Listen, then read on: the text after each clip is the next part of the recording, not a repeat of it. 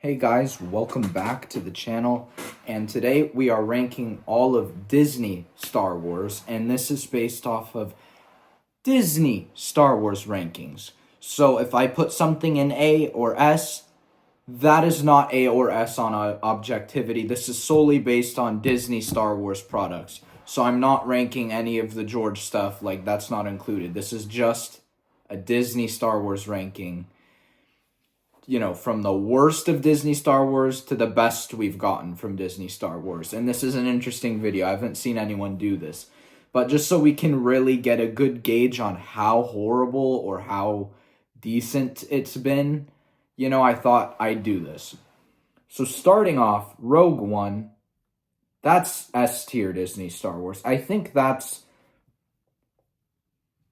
the second best thing that's come out of Disney. Third best. No, second best thing that's come out of Disney Star Wars. There were moments where I was like, that wouldn't, this wouldn't be paced like that or whatever. But for the most part, it stuck with the lore. It created a new story. It still felt like Star Wars. It's not like Andor where it totally felt different. Like it still felt like Star Wars. It was just grounded. That was basically the only difference, is it was grounded, it was gritty, it was a war drama, and Vader was done pretty darn well in this one, and I used to think the last scene where the Tantive escapes and he just stands there, I used to think that was weird, but then I realized, well, if he pulled the ship, it would have blown up, and he doesn't want that to happen, right? So in that sense, I understand, and it didn't click for me. It took a while to click, and it's like common sense. Like, well, obviously he can't park the fucking ship. That's not how the Force works. You'd have to be insane, like pure accuracy, and you'd need to have some calmness. That's not what the dark side does. He just pull it. And in Kenobi, he ripped the Broadhorn transport down, right? Like he was just like, and it fell. Right, because that's what the dark side does, and they can't really control it that well, because that's how the dark side is. It's not very controlled, whatsoever. But the be careful not to choke on your aspirations. That doesn't, as hard as that line is, it's not very Darth Vader. He wouldn't really, I feel like, ever say that. That was a little off. But for the most part, the way he moved, the way he talked, the way he sounded, the way he fought, that lined up pretty darn well. So, compared to the other iterations of Vader we've gotten in Disney Star Wars, the one in Rogue One was just amazing, to be honest. So, yeah. And I love Cassian Andor. I love that character since I saw the movie for the first time. And he was a character we had never seen in Star Wars before, and I loved that we got a new character that we really have never seen. War veteran of the rebellion. We hadn't seen that before, to be honest with you. And a real war veteran, not like, I fought in a couple battles. Like, no, bro is scarred. Like, he has issues, he has trust issues, he has faith issues, right? Like, he's a real, realistic war veteran. I loved that, and I'm glad that we got a show about him. Am I thrilled that we got it the way we did?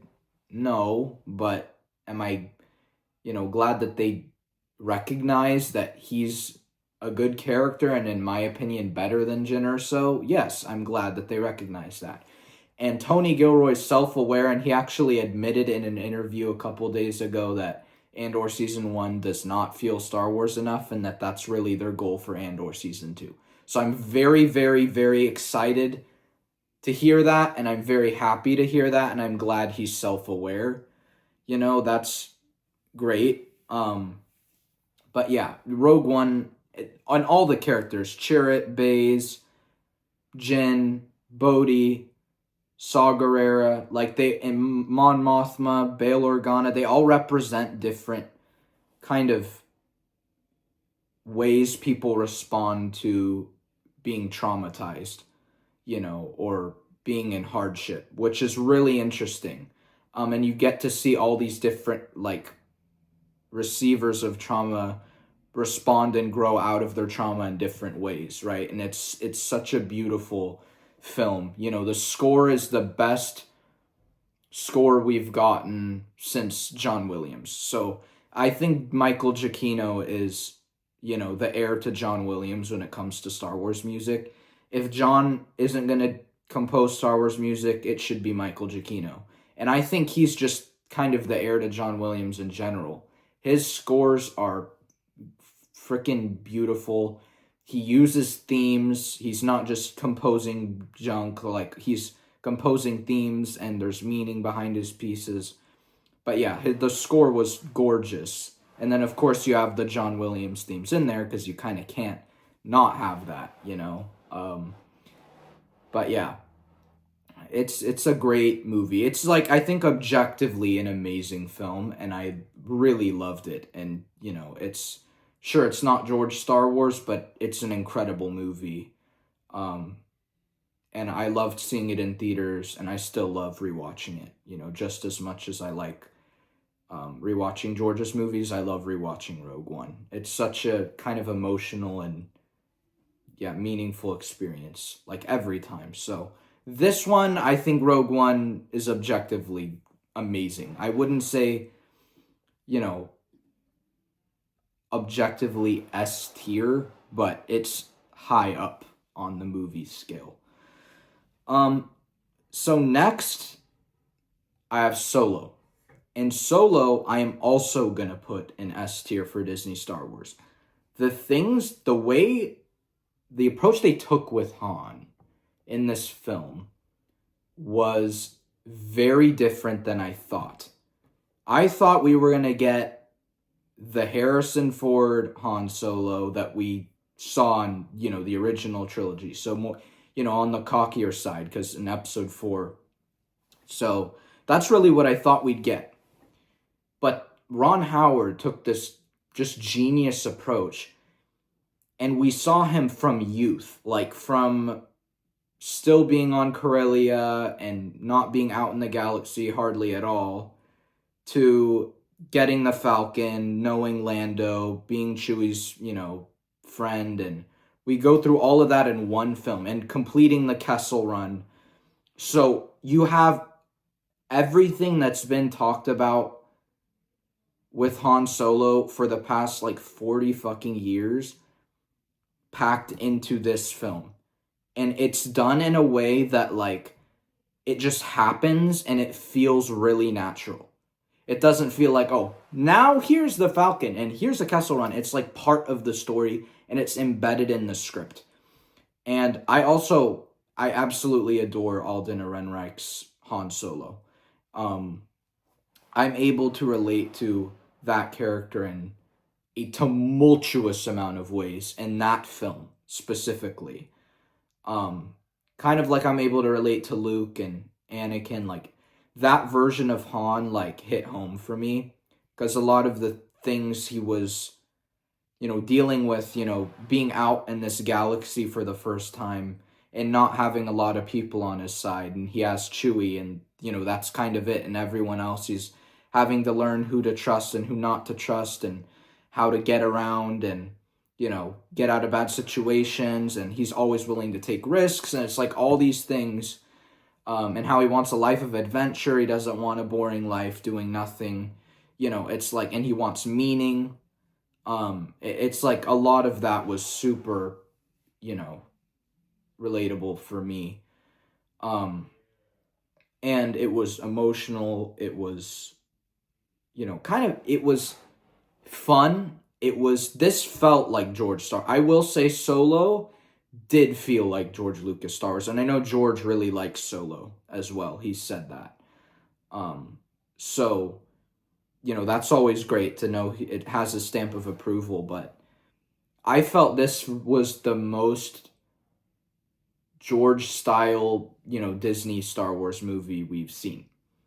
You know, and that's what happens when Ron Howard's a good friend of George Lucas, so I'm sure he's kind of adopted things from him, and maybe they're just similar, you know, but the pace, the way the story was told, the amount of characters there were, the way the dialogue was spoken, like all that was just so George Star Warsy. It was crazy. And then the Marauders and Dryden Voss, and how we were more focused on the crime syndicates, and we've already seen the Empire, so they were kind of an undertone. I really liked that too. I liked that we didn't spend too much time with him in flight training or anything, and we didn't need that, and they cut it out, and it worked perfectly. I like the way he got his name. I know that's controversial, but it was wise, and I like this idea that he's kind of creating this legacy for himself. That's a really cool thing to me, and I never thought of Han as this, like, next generational smuggler. No, I always thought Han made Han. Han made Solo. Like that the Solo family and bloodline is defined by Han. That's what I've always thought, and that movie just confirmed it. And it was very satisfying for me. Again, the score in this film, have John Powell do. I swear, Michael Giacchino and John Powell, if John Williams isn't going to be doing Star Wars anymore, have those two just do everything, because Star Wars, maybe keep Ludwig for Mando, but, like, everything they've done is just, like, beautiful, beautiful, beautiful score that I actively, like, listen to, because it's just this beautiful orchestral music, and then, of course, Maul at the end of the movie was awesome, and it made sense. It set up future stories, with Kira and the Crimson Dawn, like little stuff. That's kind of what George would do too. And he'd set, like, little plot lines up in his movies to be explored in the future. But that was really cool. I loved that. I love the vibe of it. I love the look of it. I love Donald Glover's Lando. I just love this movie. Like, I'm gonna be honest with you, I fucking adore Solo. It is, like, it's one of my favorite movies ever. I'm gonna be honest with you. I know that's insane to say, but it is. Like, it just hits home for me in, like, so many ways. And it pissed me off that, it didn't do well at the box office, not because of Solo, but because of The Last Jedi, which is true. That's how box office works. If you have a horrible movie released, then people aren't going to want to go see the next one, right? Because that's, like, statistically how it goes. And Kathy's like, no, it's because of Solo, and it's because we didn't deep fake Han. And it's like, she's an idiot, and, we already know that. But that was just another level of idiocy. And, that is a boomerang effect to why Stuart Beattie's Kenobi trilogy got canceled, and the Boba movie got canceled, and all that, right? It's ridiculous, it makes no sense, and it's, like, the most financially stupid decision, I feel like ever, and maybe not financially stupid, but just, like, common sense-wise, just stupid. It has nothing to do with Solo. If you actually recognize that you fucked up with Episode 8 of the Skywalker saga, and with Luke Skywalker, if you accepted that, you could have changed and been like, sorry, guys. And they're doing that right now. I got the new Star Wars encyclopedia, and they are burying the fact that Luke ignited the saber over Ben, and they're burying the fact that Rey said she's Rey Skywalker at the end of the movie. In the encyclopedia, the canon 2024 encyclopedia, her name is not Rey Skywalker. It is Rey. And that was the coolest thing. I looked at that, and I was like, there is someone at Lucasfilm who is sane.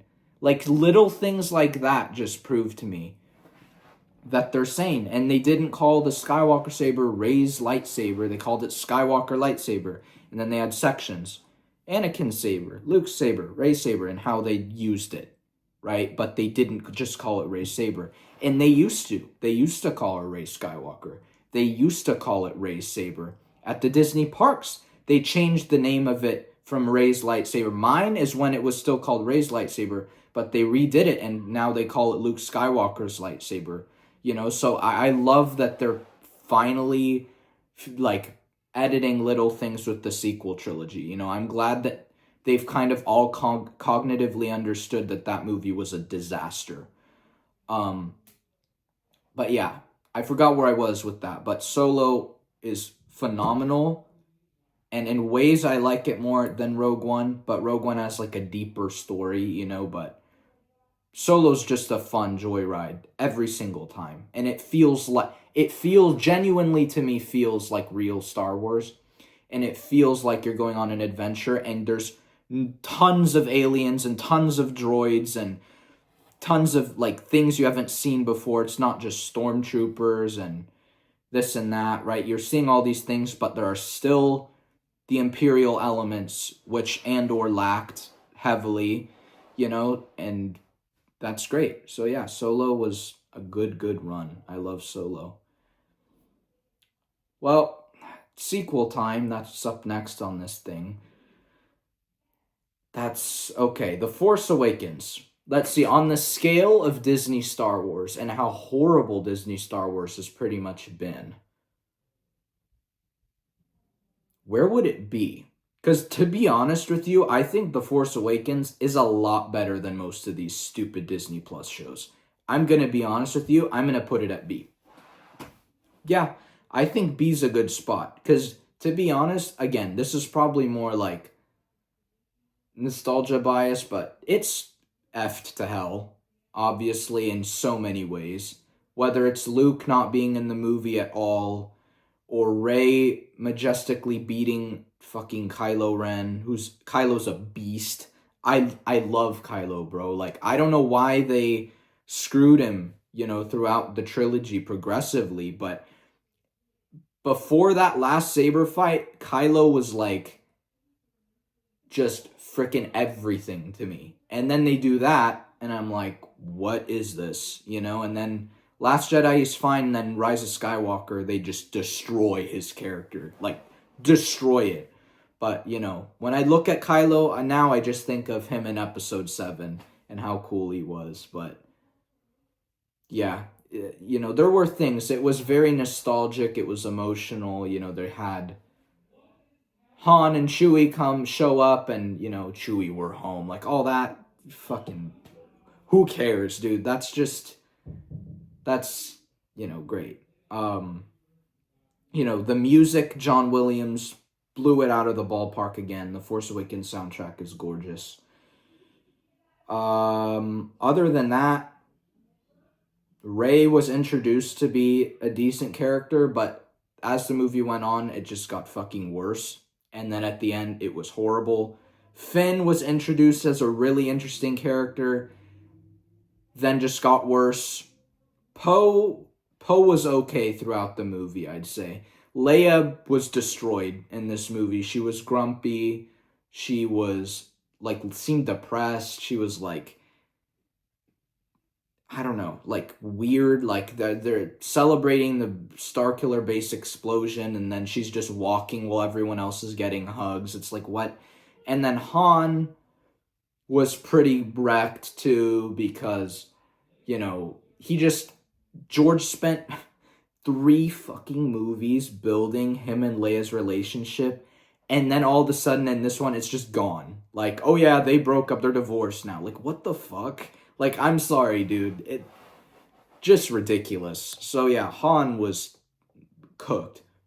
I'd honestly say, I don't know, R2, the whole thing with R2 not being activated because there wasn't a Force user around, I don't know what the hell that's about. He's a droid. Like, I know he cares about people.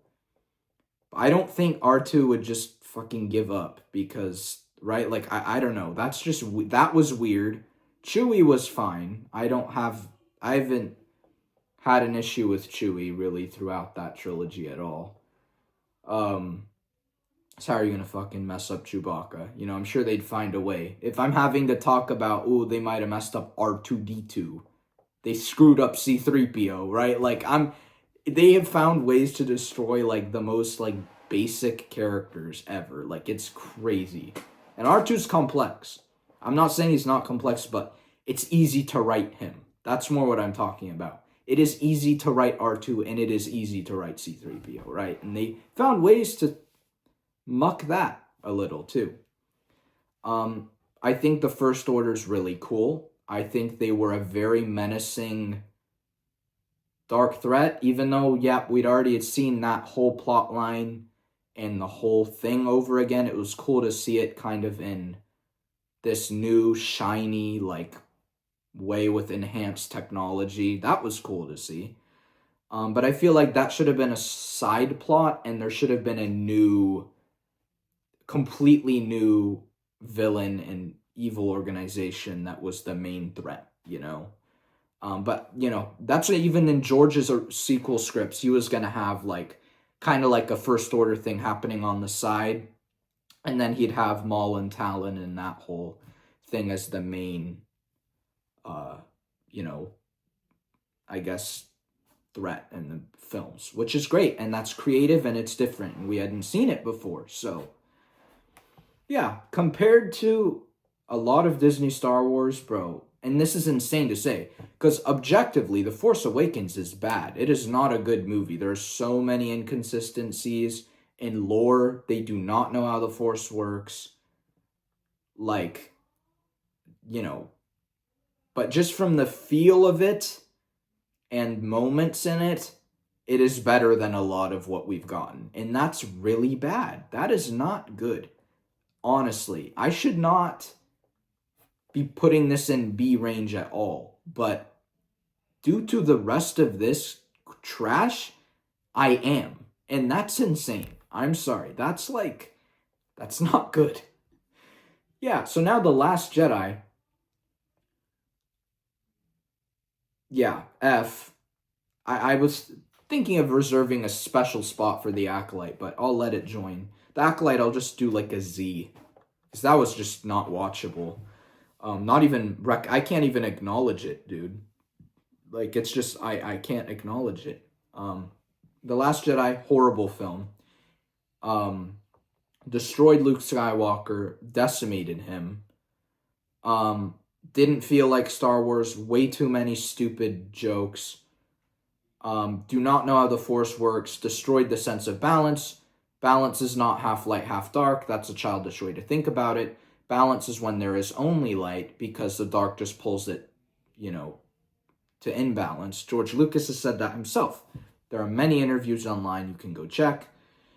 Choreography was complete shit. The score was beautiful. Again, John Williams. John Williams John Williams could have composed The Acolyte, and I would have liked the soundtrack, because it's John Williams. He's the best film composer ever. You know, like, that's not even debatable. But yeah, the plot was bad.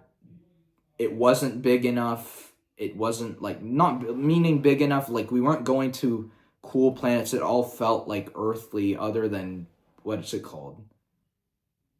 Canto Bight or whatever, Cantonica, where they're at that weird casino. But then that scene was lame. I'll retract that statement, because I like Octo. Like, it's a pretty planet, you know, and porgs are fucking funny. They're so stupid, dude. It's like, you know, I don't know. That's the thing, is I love the concept of Octo and having this, like, first Jedi Temple thing. But they screwed up the Force element, so then it destroys the whole thing. But I'd totally rewrite Octo in the real George Lucas sense, and it would be, like, one of my favorite planets, because it's so embedded in the Force and everything. I know Tython's already the homeworld of the Jedi in Legends, but people don't understand. They're like, why are they replacing this? Like, they reset the timeline of not everything's going to be the same. So in canon, you know, Octo's a cool, if you're going to replace Tython, which I think you're stupid for doing, Octo's a good go if you did it right. You know, it's a really cool planet, and you can actually visit it, which is awesome. That's on my bucket list. I do want to go there one day and kind of just correct while I'm there. I'll be like, all right, so this is wrong. I remember in this scene, this is wrong because this, and that. But yeah. Yeah, Last Jedi is just bad. And this is one thing where if someone says they're okay with the way Luke was treated in that movie, or not that, because I get, some people might connect with that version of the character or something, which I'd understand.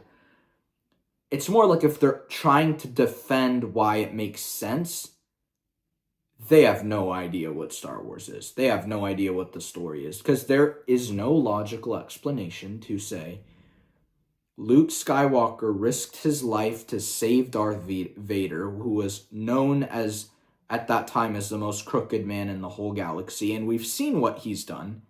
Luke Skywalker risks his life for this man, throws his saber aside, right? And then it's his nephew having nightmares, and he turns his saber on. Like, what? Yeah, there's no explanation. There's no... If Rian Johnson was sitting right here, he could not convince me that whatever that was makes sense. And Lucasfilm themselves, as shilly and crappy as they are, they acknowledge that. So that tells you how just illogical that is. It's so stupid. And then again, Leia, a grump, lame, unlikable, right? Like, destroyed. R2 was R2 in this movie, and 3PO was 3PO, so, that's something, but overall, this movie's like fucking 1 out of 10. It's horrible. Like, I cannot watch this as a Star Wars fan and enjoy it. Sure, shots are good, but other than that, the content in the shots is disgusting because it's destroying Star Wars, It's like, who cares about the cinematography? The Rise of Skywalker. It's all bad, dude. Like, that whole movie, look, if you took Star Wars out of The Last Jedi and it was just a movie that wasn't in Star Wars and we weren't using Luke Skywalker, it would not be too bad. The Rise of Skywalker, it's a horrible movie. Like, The Last Jedi is horrible, but The Rise of Skywalker is, like, horrible. Like, the script itself, if you took Star Wars out of it, like, if you took yourself out of the galaxy and it was just on Earth, it would fucking suck. And man, is this film horrible in every level. The dialogue's horrible. They make Kylo Ren, like, not scary at all. In the first 2 movies, he's scary. Like, he's just really unpredictable and, like, crazy and intimidating. And then in this one, it's like, bro, there's this one moment where he, like, puts his hands on the table and they do this weird camera shot up to him. I'm like, bro, what? Like, why are they even scared of this guy, right? It's like they don't know how... Like, it's like they forgot how they wrote him in the first movie. And it's like, I don't know why you couldn't have done that again, right? But stupid. And then they, of course, had to redeem him, which makes no sense. They brought back Palpatine, which I'm just confused on. Because, I mean, they did it in Legends, but it was done in a different way. I feel like, to where this is just ridiculous. Rey could not possibly defeat Palpatine in any way, shape, or form. They, again, don't understand the Force. It's lazy. We've seen it all before. They're like, all right, let's make Death Star 2, but a bunch of them. Wow, really? Haven't seen that before, Disney. At least Starkiller Base was, like, a whole new thing. They built it into Ilum, and it was, like, what was it, like a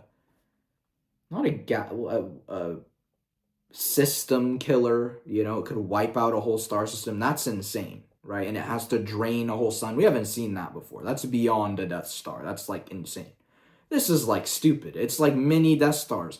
And the scene where they blow up a planet for no reason looks so bad and so fake because they had to use a miniature in a movie that's completely digital.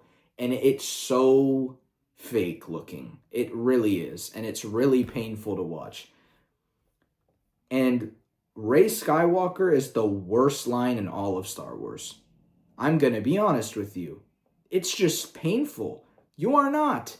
And, you're ending the Skywalker saga, so, like, let this bloodline end, right? Don't have this happen. Don't, like, say, oh, I'm a Skywalker now. No, you're not. You can't train Jedi. You don't know anything, right? It's like, and, like, man, Mark Hamill's he's crazy now. I don't know what happened to him. But this is one thing I can agree with them on. Like, the way that they treated this trilogy is ridiculous. And they lied to people that George Lucas said he liked The Last Jedi, which isn't true, and there's no evidence against it. And Theory has real sources who are friends with George, and he said that they say he despises The Last Jedi. There's evidential proof. He didn't go to the premieres for movies after that. He went to Solo, and that was it. He went to Solo, he went to Force Awakens, and then that was it. He didn't go to any of the other ones, because it's like, dude. And he only went to Force Awakens because it was like the first really new big thing that Star Wars put out since he sold the company, so he's kind of had to show up. And that's when he still, like, was talking to them, and then after that movie, and after he saw it, and he was abhorred by it, he said, how he was really pissed, and he went on not a podcast, like an interview with Charlie Rose. He pretty much ranted and, was like, this company is ridiculous. They threw my scripts away for this garbage. And then Disney made him sign an NDA where he can't publicly talk about, he couldn't record a video and say what he says about Star Wars or write it in an article or anything. He can't do that at all. That would break his NDA with them, because that would destroy their numbers if the creator of Star Wars is saying this is shit, but yeah, there were fake rumors that went around and they got implanted on the internet. They're not true. And I'm not just saying that. I'm not being ignorant. I'm not being like, that's a lie because I don't want to accept it. It's like the truth. But if you look it up on Google, there's the Pablo Hidalgo whatever thing will say. But that's not true. And we've had other confirmations. George has spoken and leaned towards that, saying that they don't understand the Force, right? And they don't understand this and that. At the Cannes Film Festival. But yeah, man, the Rise of Skywalker is just, again, horrible. Everyone hates it. Like, there's a small group, it's the TikTok Saber people that like that movie because it looks good. And they're like, oh my gosh, this is a great movie, because they have no cinema taste and they have no Star Wars taste. So yeah, horrible. I despise those two films. They're disgusting. I don't even know how they got past the script room. And you had a beautiful, if you're going to replace George's script, Colin Trevorrow's was great. And they just wrecked it. They're like, no. And they brought JJ back, who screwed up in 7. It's like, I don't get these people sometimes. I don't. All right, Mando Season 1, S tier. Beautiful. I've talked about it a million times. Love that show to death. Mando Season 2, S tier. Love that show to death. Mando Season 3, C. They turned it into the Bo-Katan show because, in the first 2 seasons, they weren't fulfilling their DEI requirement, I'm sure. And then in Season 3, they're like, oh, we have to catch up on our DEI. And Kathy went into John's work.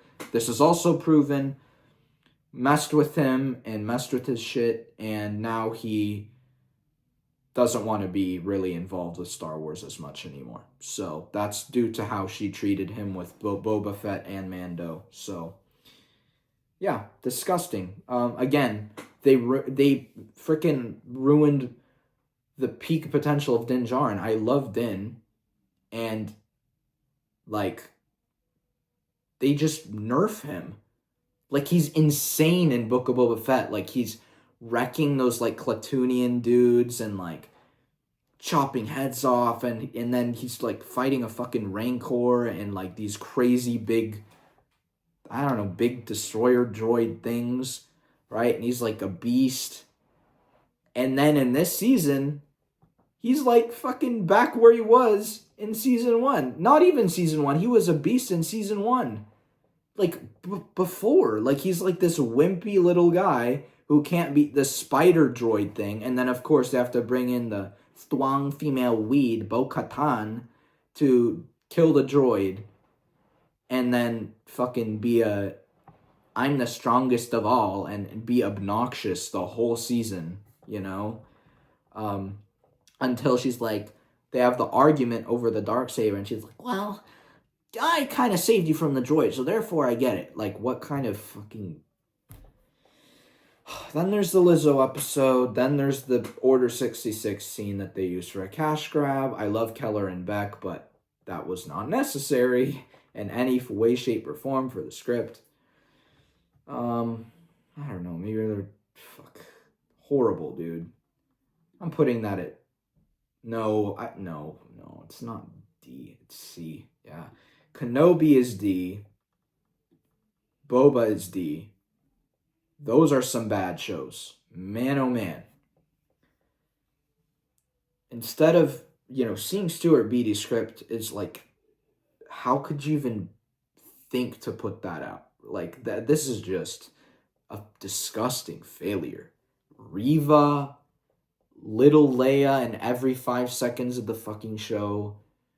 I actually liked Obi-Wan's character development a lot. That was one thing that if they had only focused on him and Vader, I actually would have really enjoyed that series. It would not have been perfect because they don't know how the Force works and they don't know how these things work, but that would have at least been good. And I would have been like, this is pretty darn good for Disney Star Wars, But then they added all these things, and it was super cheap looking. It looked very condensed. It felt like I was in a bubble for a show where I should feel like I'm in this huge cinematic experience, It's Obi-Wan Kenobi and Darth Vader.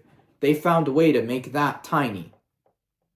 And they decide to give Andor a bajillion-dollar budget, and they give the Obi-Wan Kenobi show a tiny budget. Like, what logic is this? It's like, it doesn't add up. So that show is not good. They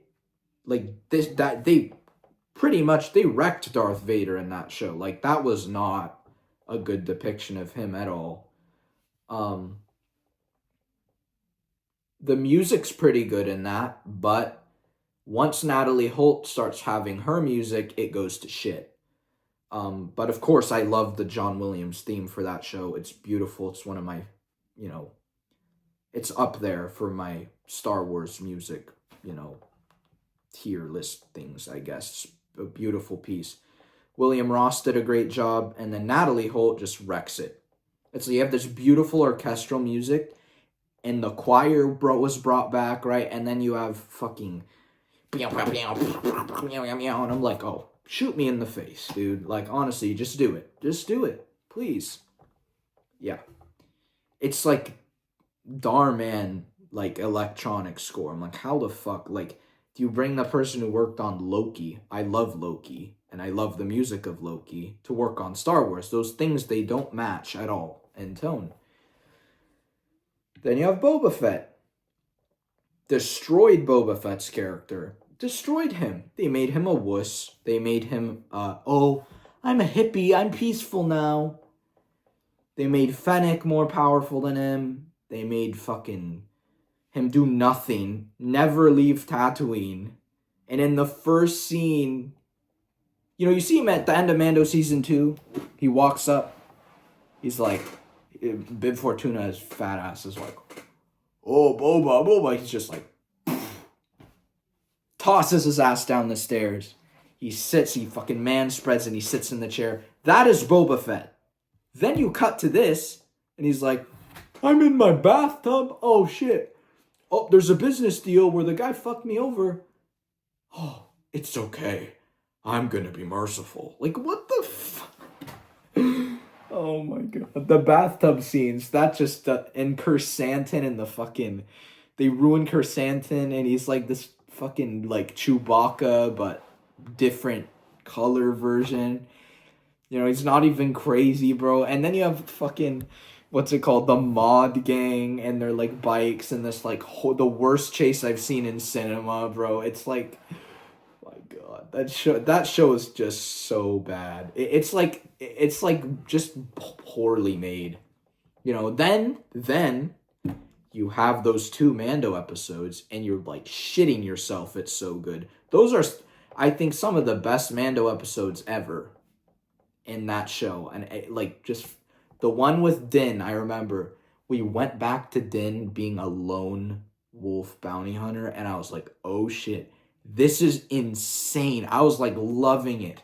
And then we go to the next one, and it's Luke Skywalker, Ahsoka Tano, Order 66, Cad Bane. I'm like shitting myself. Then we go to the next one. Like, what the fuck?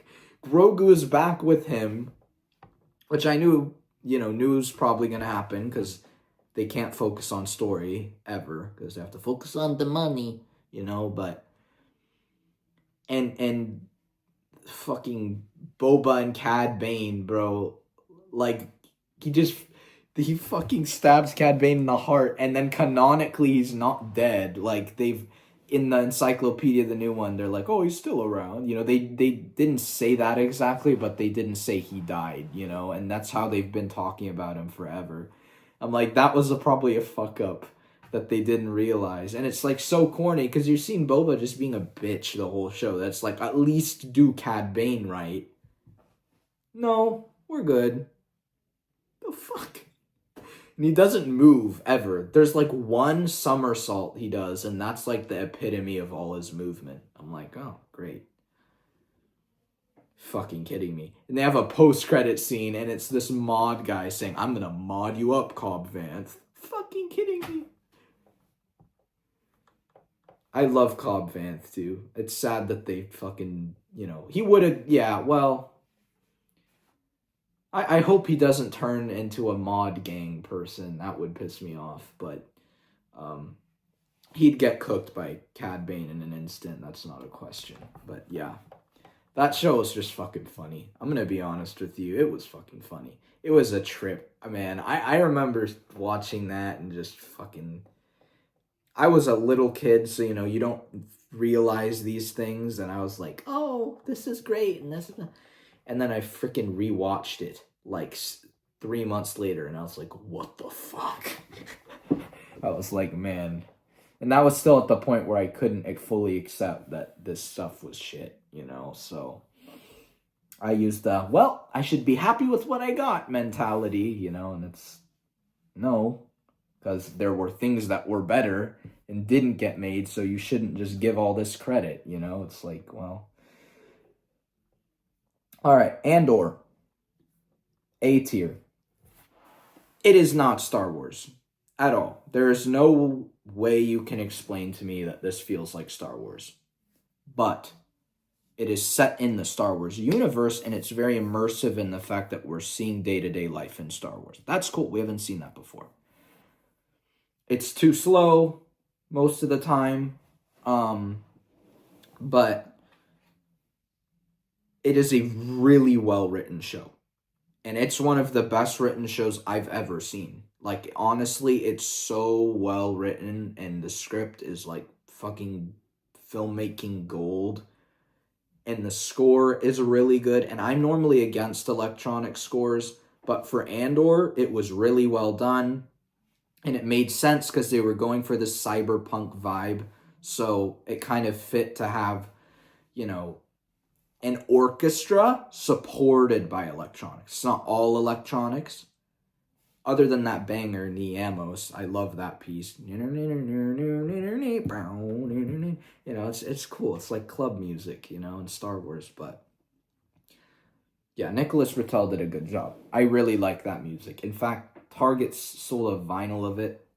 I'm looking for it to get it because it's like cool. It's really it's like really good. Because you have like Luthen Rail's theme, which is just gorgeous. Then you have Andor's like theme that's really cool. Then you have the fight music, which is really unique, and you don't see fight music composed that way a lot. But yeah, and I love Cassian Andor's character in this too. And again, I saw a part of myself in him and a lot of his more problems and and just kind of living life kind of on your own for the most part. Not like he has no friends and that's not really, because he has a lot of friends and allies, but so do I. But like kind of there's this distance that shouldn't be there that he is purposefully pushing forward, and I was really able to connect with that. And it's like, I don't know, I really like this character, and he was just cool. I loved that they brought, and this is what no one talks about. It's a male lead who's a badass in a Disney, modern day Disney project. That's so incredible. Like, you have to think about that. Like, that's rare. Like, he's awesome, dude. He's like such a cool character, and he's not a pussy, right? Like, he does what he needs to do, right? When that dumbass was like talking about, killing everyone and leaving, he's like, nope, I'm gonna kill you first. Done. Because he needed to do what he needed to do instead of being like, we can be friends. That's not what he'd do. And in that situation, you can't do that. You could say, hey, don't do that. Doesn't matter. Because in those desperate of times, people are not going to be reasonable, right? So, and I loved, in this movie, and show, I really felt the oppression of the Empire. In the original trilogy, they're badass. In Rogue One, they're badass. In this, I felt the just realism and the fucking oppression of the Empire. I felt it. Watching the show, I felt that they couldn't say certain things. They couldn't go to certain places. They couldn't look at certain people for too long, right? Like, it felt so real, and how that would be like living in the Empire, and that it wouldn't be this cool badass army with Darth Vader. It would be not good, yeah, not good at all. So yeah, that was cool. Not that I said, I say, oh, when I'm in Galaxy's Edge, I'm always like, teaming up with the First Order because I despise Rey and I despise those fucking characters. So of course I am, and I think they're just really cool. So of course I'm going to side with them. But realistically, would I want a fucking tyrannical government? Absolutely not, So, yeah. I'm a rebel at heart, but on the outside, sometimes I like slipping to the Empire, because it's just kind of fun sometimes. Oh god. We got to the Acolyte. We're making a new tier. We're going to make Z tier. Right here. Z tier, guys. The Acolyte. Worst TV show I've ever seen. One of the worst projects to come out of a major studio I've ever seen. Absolutely disgusting failure. And again, most of the people who like this show only like it because it's DEI, a Star Wars story. And they're very far left liberals, and they want to support anything that has transgender or gay characters or any of that shit in it.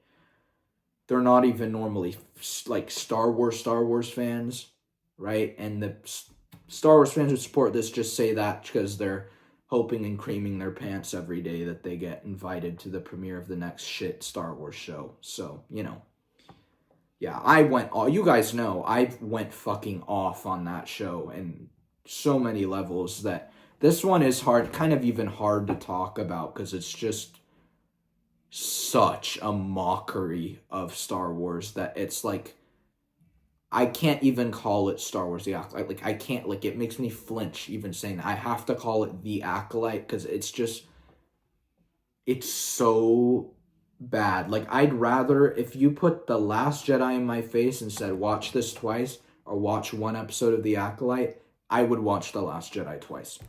I'm being honest with you. Because at least it has stormtroopers and TIE fighters and Millennium Falcon and John Williams, right? And Kylo Ren. I'd take that all day over this shit show with a huge budget for nothing. For nothing. It didn't even look good. I don't know where the big budget came from. It looks like shit. But yeah. Horrible show. And talk about pussies. Everyone in this show's a fucking emotional pussy. Everybody, dude. Holy shit. You look at the villain. The villain. The guy that Manny Jacinto's character, and Manny Jacinto's cocky as hell. He's fucking annoying. But then you have his character. What the fuck? He's like this Sith guy. You see him at first. He's this buff Sith dude beating the shit out of Jedi. I'm like, oh shit. Oh shit. And then he takes his helmet off. He's like, oh. Oh, man. I'm a TikTok Asian F-boy. And I'm like, you might as well put a fucking AirPod in his ear at this point. What the fuck, dude? Seriously. And then the scene where and Leslie Headland's so fucking sexual because she has mental issues, because, being Harvey Weinstein's personal assistant, I'd probably have fucking issues, but I'd do something about it and get help, unlike her. And her way of getting help was making a therapy session out of a Star Wars project. So, that's great. But when he walks out fucking naked, I'm like, this is not Star Wars. Are you kidding me? And he's so fucking sexual and flirty with OSHA. It's like, dude, of course, the liberal audience fucking loves this show because it's so fucking them, immoral and fucking dirty and nasty. That's exactly what this fucking show was, and that's why they like it. Because they love being over sexual and they love things that are sexualized and pumped to that shit. So of course they like this show. Yeah, fuck them. And I have people argue with me on Instagram about this show all the time. Not with just Disney Star Wars, because I'll comment on the real Star Wars page, and all the shills will try to go after me. And they say, well, the Acolyte's premiere had the highest number view count for any Disney Plus show. I'm like, that's not fucking true. And he says, look it up. And I'm like, it's not true. I look it up, it's not true. So I'm like, this isn't fucking true, you dumbass. And he says, yes, it is. Yes, it is. I'm like, like, it's insane. Like how people, it's sad, honestly. Like, liking a show shouldn't put you on a political space. But honestly, this show does. If you like this show, I kind of know where you are as a person and kind of what you're fucking willing to acknowledge. And how you don't know anything about Star Wars, because this is not Star Wars. And anyone who says this is Star Wars doesn't know Star Wars. Call me toxic, call me, mean and fucking whatever, dude. Because no way in hell are you gonna catch me saying this show's fucking Star Wars. Like, shut your fucking mouth. Honestly, dude, that's what I've had to say about this show. If you're gonna fucking argue with me about this show, you are not a Star Wars fan. Don't argue. Don't argue with me. Don't argue with people who know more than you. That's stupid. Call me cocky. I'm going to pull a Han Solo here. But I'd say I'm the fucking... trying to think of a fair... I'm the J. Robert Oppenheimer of fucking the Star Wars universe and George's vision. I'm not the Albert Einstein. That's like George Lucas. I'm not fucking, obviously I'm not George. But I know my shit. And I know my shit very well, and I can back it up. So when you try to argue with me, and I prove you wrong multiple times in the argument and you won't accept it, that is when I know that you fucking lost. And that you know you lost inside, and that you can't fucking accept it because you're too immature. If I screw up or I say, oh yeah, or I say something that wasn't true on accident, I will say, oh yeah, that wasn't true. That's totally my bad. I'm not going to be a fucking pussy and be like, oh, yes it is, yes it is, yes it is. Like, what kind of fucking 5-year-old response is that? And I hope this should go out to a lot of people, because this is still going on. It's, it was really bad during the Acolyte, but these people are still around. And they're still just as bad with Star Wars. It's like the second Star Wars is done, they just move on to Marvel. And then the second Marvel's done, they move back to Star Wars. Like, they don't give a shit. They're just here for the fucking weekend, and they're gone. These tourist fans. And then these other people who are paid off by Lucasfilm to act like fans, in order to go to premieres and bullshit, for their social media attention, not because they want to go to a Star Wars premiere, but because they want social attention. Right? Like, fucking, I'm going to just call them out at this point. Carly King, Star Wars replicas. Kyle Katarn, fucking bullshit, what's his name? The Damons, Ali and fucking, what's her name? Fucking Alex and Molly Damon. Talk about pussies. Alex Damon is a fucking pussy. He is a fucking pussy. The things he said, fucking pussy. You have these people, right? Right? And then you have, I don't know what the hell is happening with Will. Fucking Will of the Force. That guy used to really like that guy. He went off the rails when the Acolyte happened. I fucking unfollowed him. Because I don't know what the hell he's going on. The Ray side is a fucking shill. Who else? There's like fucking so many of them. Kat LaSalle is a fucking shill. All these people fucking shills. And they're always at the LA premiere, and I always have to see them. And it disgusts me. When I'm saying the premieres, not the premieres, the fan events, they're called fan events. I went to 2. I went to the Ahsoka one for episode 5, which was a good experience. And I went to the Acolyte one for the premiere. Because I didn't know anything. I hadn't seen it yet, right? So I was like, I'll go, why not? And you see just all these fake-ass fans. And you're like, dude, am I the only real fan here? It's like me and my friend. I'm like, we look at each other, we're like, no one here's even in fucking Star Wars shirts. There's like 3 people in Star Wars shirts, 10 people in cosplay. The rest are just there. You're like, who are these people? Like, huh? What? Or maybe they might have a lounge fly, but you're like, oh, they're the Disney Parks fans, which aren't real fans either. So it's like, what the fuck? Like, what has happened, dude? Our fandom got sabotaged by idiots, dude. But yeah, the Acolyte thing. Don't fucking argue with me. Like, that's one thing. It's like, it's disrespect. Don't argue with me about Star Wars, because you're gonna fucking lose. Like, I'm sorry, you're gonna lose. The only there are 3 people I'd say who could fucking argue with me about Star Wars. That would be Theory, Ryan Kennel. You know, I mean, in the YouTuber realm. What's his name? Fuck. The guy who Theory does streams with. What's his name? Stupendous Wave. Other than those people, don't, like, I will most likely prove you wrong. That's the thing. Like, I spend way too much time learning this shit. You're fucked. Okay? Like, honestly. Yeah. So that situation, I'm going to be more adamant on making sure this shit is calming down. It's with Skeleton Crew especially. They're sending fucking death threats to people who, you know, don't like the child actors or say anything against the child actors. That's what Fake News Kyle Katarn said. And I'm ready to fucking make a video on his dumbass.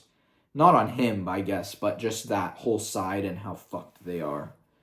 And how I'm just here trying to have an opinion and say, well, I didn't like those characters. You know, let's say I say that, which I probably will. I've seen a little clip of it. Looks like shit.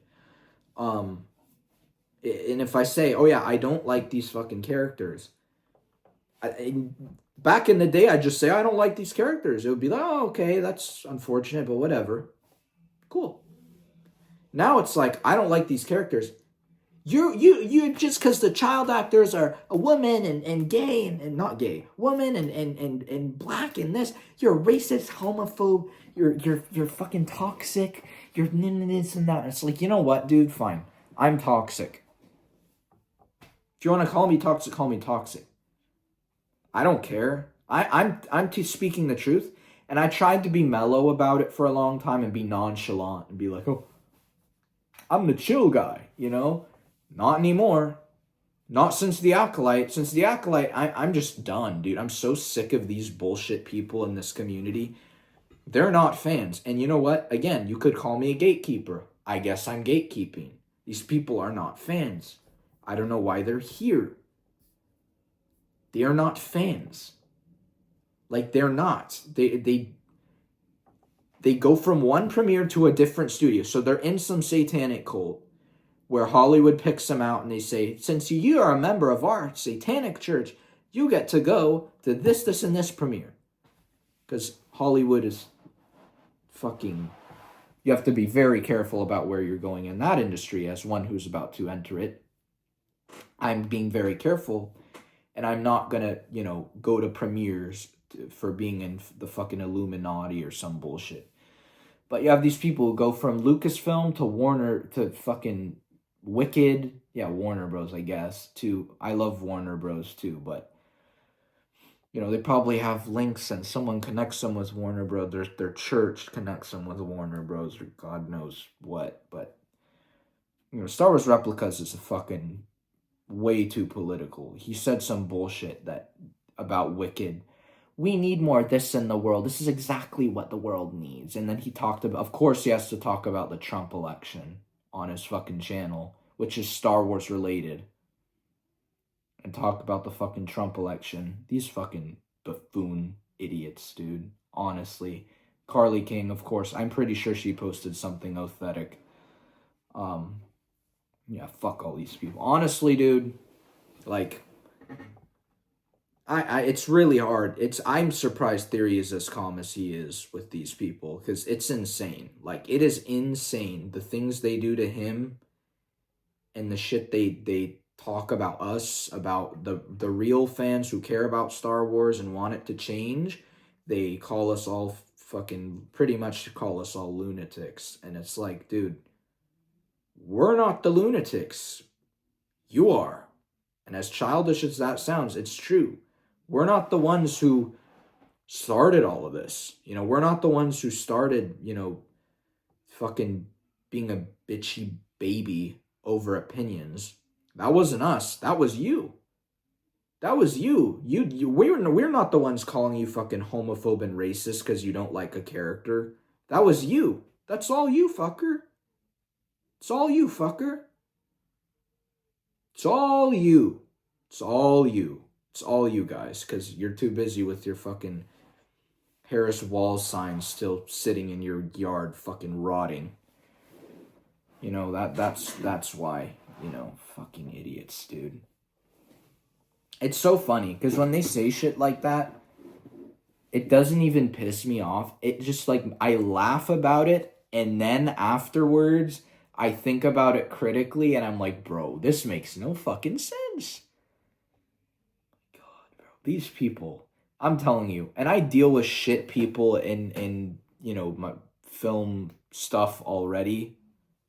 And I'm telling you, this is just how it is, and you have to prove them to you're better than them, and then they'll shut the fuck up for the most part and stop talking to you. But yeah, they're a nutty group. They're crazy. Honestly, they're fucking crazy. Yeah. So, you know, a lot of swearing, a lot of, you know, I don't normally swear too much on here, but you have to get the point across. Just the slap in the face, you know, get your shit together, you know, like Godfather shit, you know, pull your shit together. Fucking, yeah. Sometimes you have to do that. I have to do that occasionally because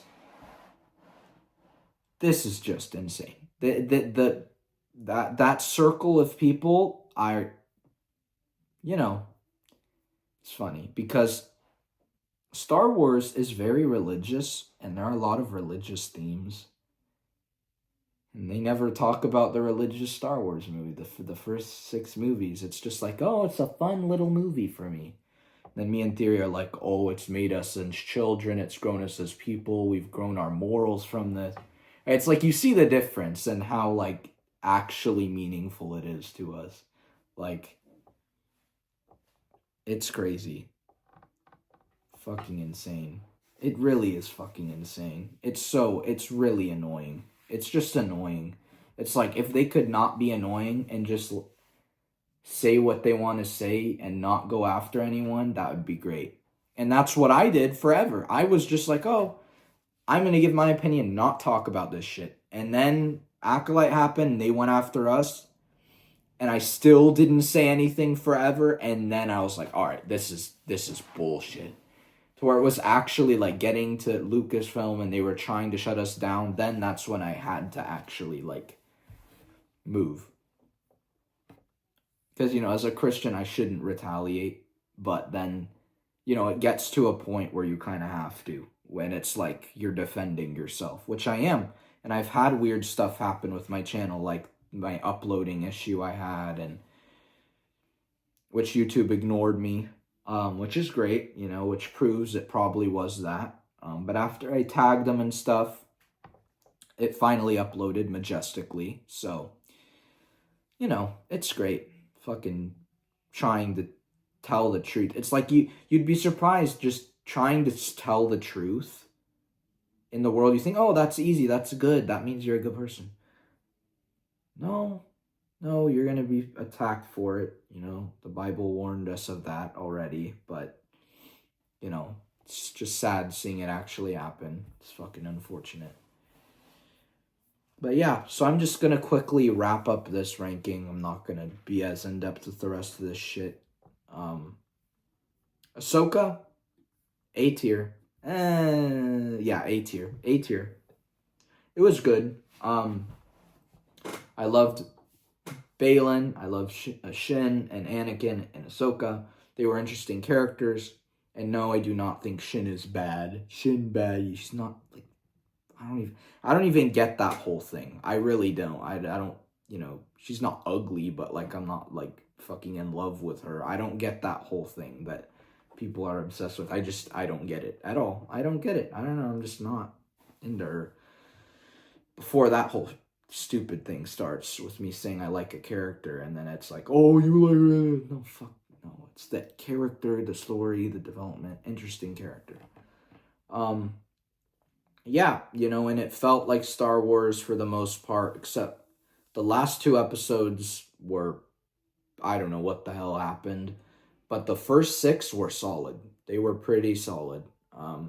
I'd say the first one was probably too slow, but the second one and beyond was pretty solid. That 5th episode's awesome. It was so good, and I saw it in theaters, and yeah, it was great. Clone Wars final season.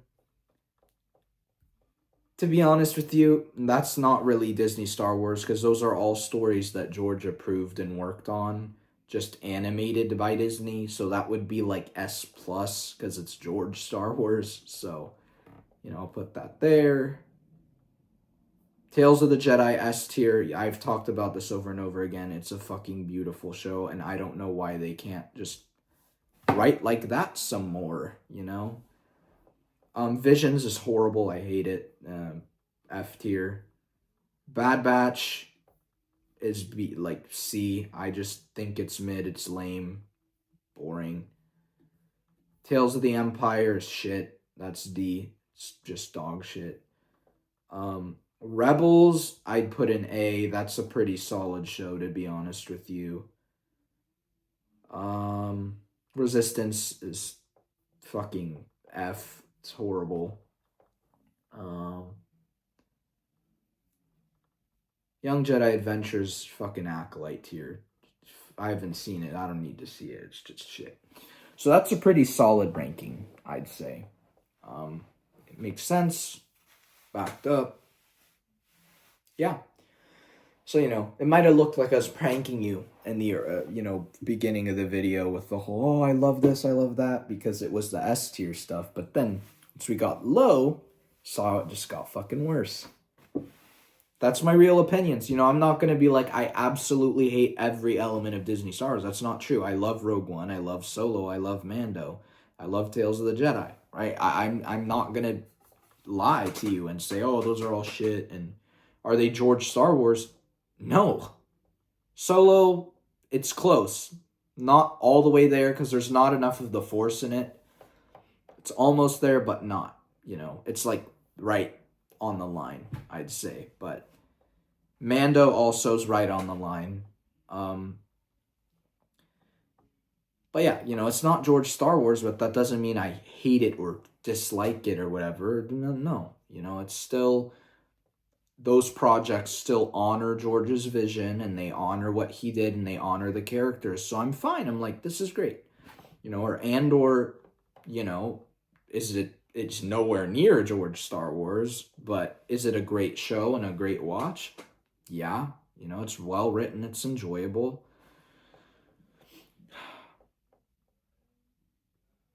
Other than that, it's all shit. I'm going to be honest with you. Like, Bad Batch has like 2 good episodes a season, and the rest are just lame and boring.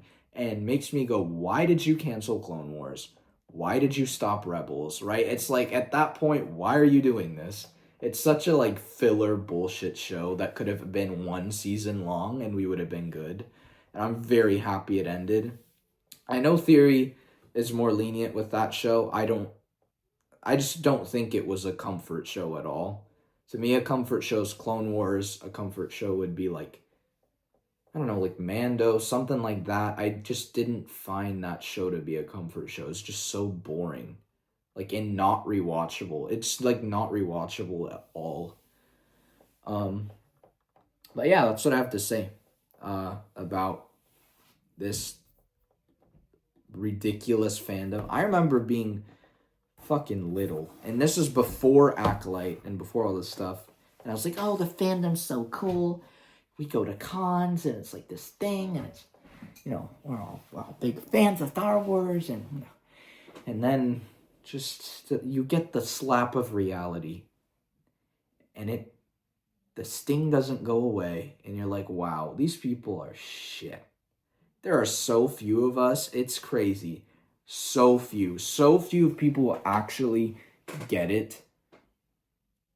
Like, it's insane. I'm not even personal friends with anyone who totally gets it. And that's crazy. Right? Like, that's just crazy. Like, they say they don't like the sequels and they don't like the stuff they've been doing, but they don't get, like, George's story, you know? Which is crazy. Like, not one of them. But, you know, I have people online who do, obviously, and, you know, not like friends, but like Theory, you know, he knows it, and, you know, there's people online who do. But in person, I've probably had an encounter with 2 people who have known their shit, and that is it. Like, out of every fan that I've encountered, not 2, probably 3. Yeah, 3. And 4 if we're including Ray Park. But, you know, shook hands with him. He's awesome. 5, Laurent Bozero. But those 2, they're like celebrities. So I don't know if that counts. Yes, it counts. Yeah, that counts. That's not. Yeah, what the fuck am I thinking? Oh, does that count? Yes, it counts, bro. There's so many celebrities are dumbasses. Yeah, so that counts. So 5.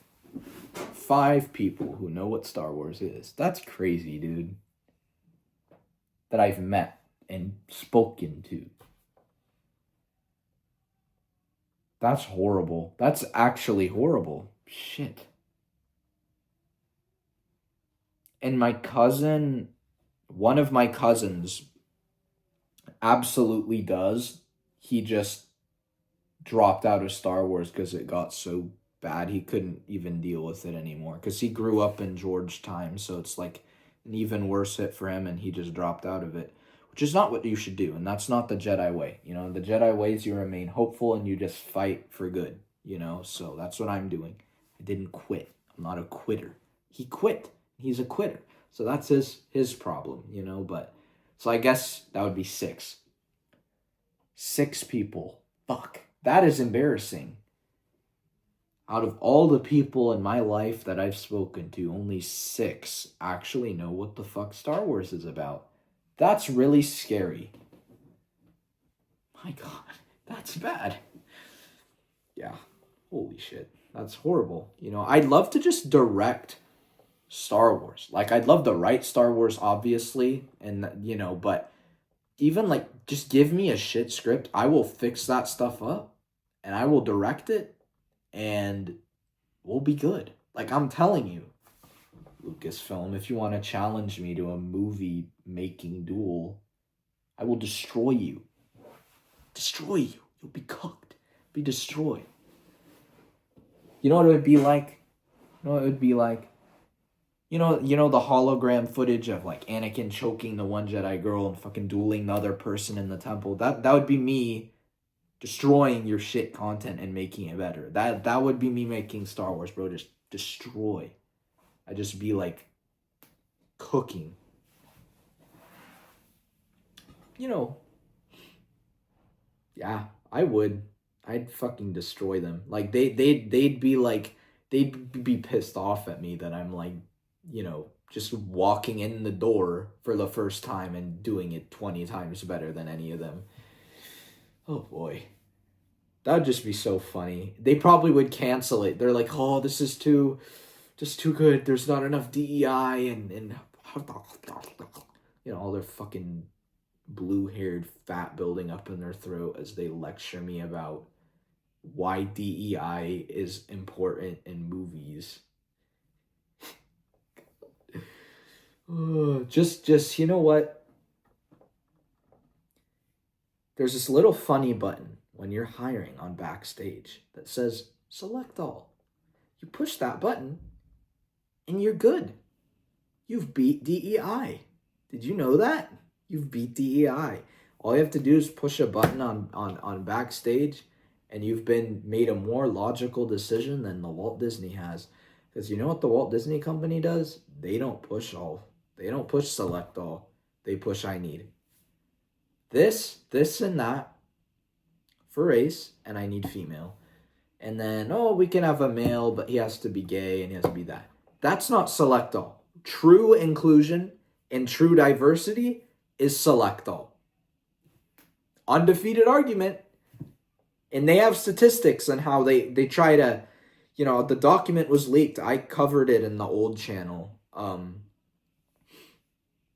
But there's a document that said this percentage of the production has to be, crewed by underprivileged communities, which who knows what the fuck that means. But yeah, their DEI director is a fucking psychotic. I don't know what the hell's wrong with her. She's crazy with what she's doing with their DEI. And yeah, sure, Bob Iger, Kathleen Kennedy, you should be looking at her. She's the DEI director. Like, this lady is what is pushing the politics and all the projects mainly, so she's a huge part of the problem. She's like the Palpatine looming in the shadows, so yeah, DEI in Hollywood, it's not diversity, and people don't understand this. I've actually talked to grown adults about this and proven them wrong. And they say, oh, I never thought about that. One guy was like, oh, you're smart, kid. I'm like, thank you. Yeah. Yeah, it doesn't make sense. And I always bring up the select all thing because that is like, it's like the Luke Last Jedi thing. Like, it's such an obvious answer. It's like, if you want to be diverse, don't limit anyone. Don't limit anyone, right? Like, let anyone fucking audition. Don't just say, oh, they have to be black or they have to be Hispanic or they have to be. Don't do that. Just let everyone, participate. That's inclusion. That's what I always say. Inclusion is not the problem. It's the forced diversity and forced equity is the issue. It's like, you look at Andor, that's diverse. You look at The Penguin, which is one of my favorite shows of all time. The Penguin is so diverse. You have like people of every race under the sun in that show, right? But it's not meant to be there for diversity. They're just the actors who are best for the roles, so, and you feel that and you sense that, and it's great. Yeah, and are there little things with Sophia Falcone that I was like, oh god, yeah, but they were diminished pretty quickly in the script because it's written by someone who's not an idiot, so, it's a problem, and I always say this, it's as easy as just clicking select all. And I know there's people saying at Lucasfilm and at Disney, but like, when will these people actually take action and speak up?